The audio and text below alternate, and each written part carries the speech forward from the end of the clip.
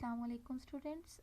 आज का हमारा टॉपिक है करेक्टरिस्टिक ऑफ केमिकल रिएक्शन। ठीक है, करेक्टरिस्टिक मींस खुसूसियात। ठीक है, केमिकल रिएक्शन हमारे पास क्या था? केमिकल रिएक्शन हमारे पास था व्हेन सब्सटेंसेस इज फॉर्म्ड और ब्रेक। ठीक है, जब कोई भी कंपाउंड और सब्सटेंसेस बनता है या टूटता है, ठीक है, तो वो जिस प्रोसेस के ज़रिए होते हैं उस प्रोसेस को हम कहते हैं केमिकल रिएक्शन।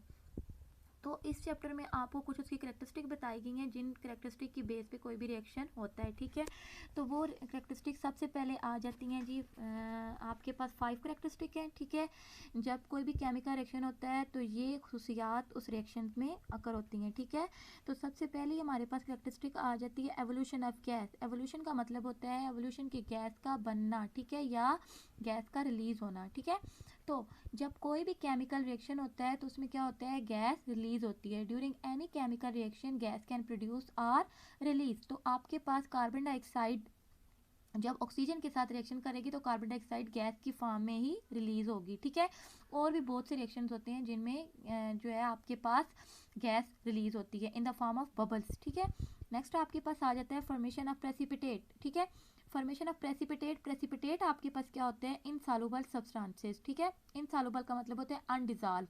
जब हम कोई भी रिएक्शन कर रहे होते हैं या कोई भी ऐसा सोल्यूशन बना रहे होते हैं जिसमें हमें दो रिएक्टेंट आपस में रिएक्ट करते हैं, ठीक है, तो उसमें हमें प्रोडक्ट की फॉर्म में या तो एक सोल्यूशन मिलता है और या तो एक अनडिजॉल्व पार्टिकल्स मिलते हैं। ठीक है, तो जो अनडिजॉल्व या इनसॉल्युबल पार्टिकल या सब्सटेंसेस होते हैं उनको हम कहते हैं प्रेसिपिटेट। ठीक है, तो किसी भी रिएक्शन में सम टाइम ऐसा होता है कि सोल्यूशन तो आपके पास एक बन जाता है लेकिन कुछ ऐसे अनडिजॉल्व पार्टिकल्स भी हमें हासिल होते हैं जो कि प्रेसिपिटेट की फॉर्म में उस सोल्यूशन के अंदर रह जाते हैं। ठीक है, तो इधर आपके पास रिएक्शन है सोडियम क्लोराइड, ठीक है, साल्ट प्लस सिल्वर नाइट्रेट।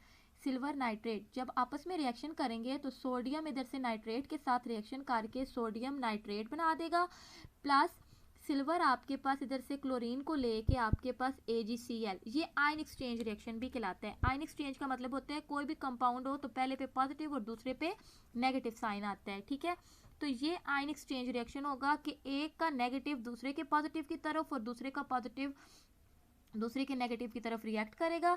इसको आयन एक्सचेंज रिएक्शन भी कहा जाता है। और इस रिएक्शन में जो सिल्वर क्लोराइड आपके पास बनेगा वो आपके पास क्या होगा? इन द फॉर्म ऑफ प्रेसिपिटेट बनेगा।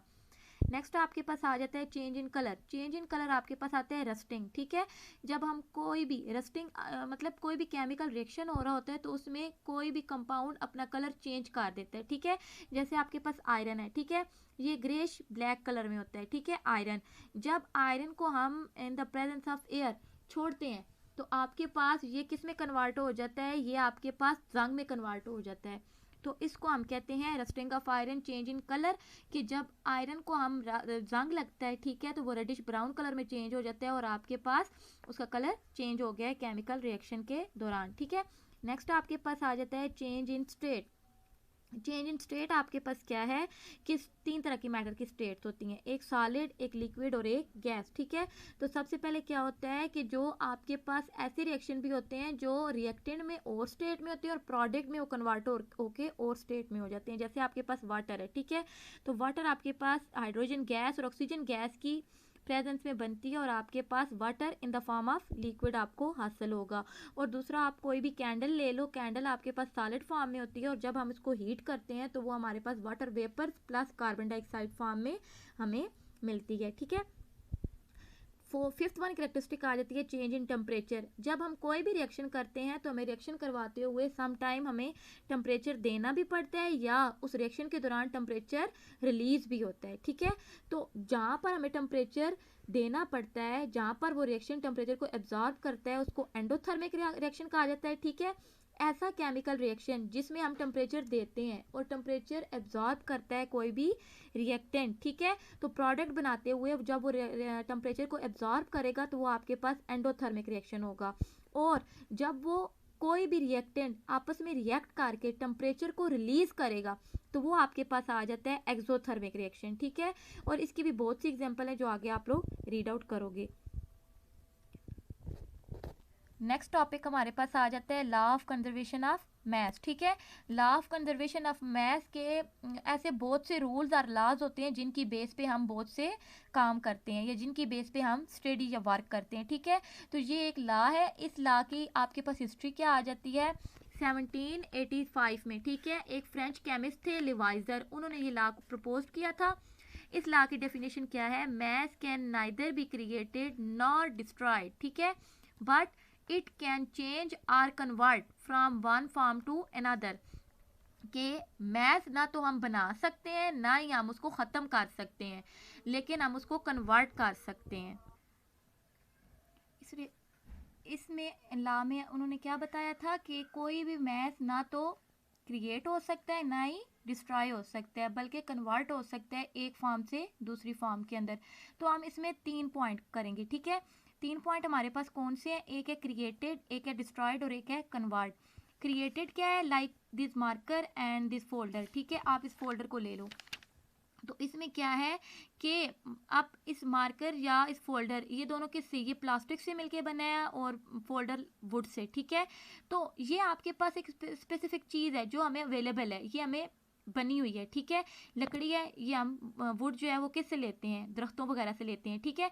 तो हम इसको खुद बना नहीं सकते, ठीक है, ये हमारे पास बनी हुई चीज़ है, क्रिएटेड है, ठीक है।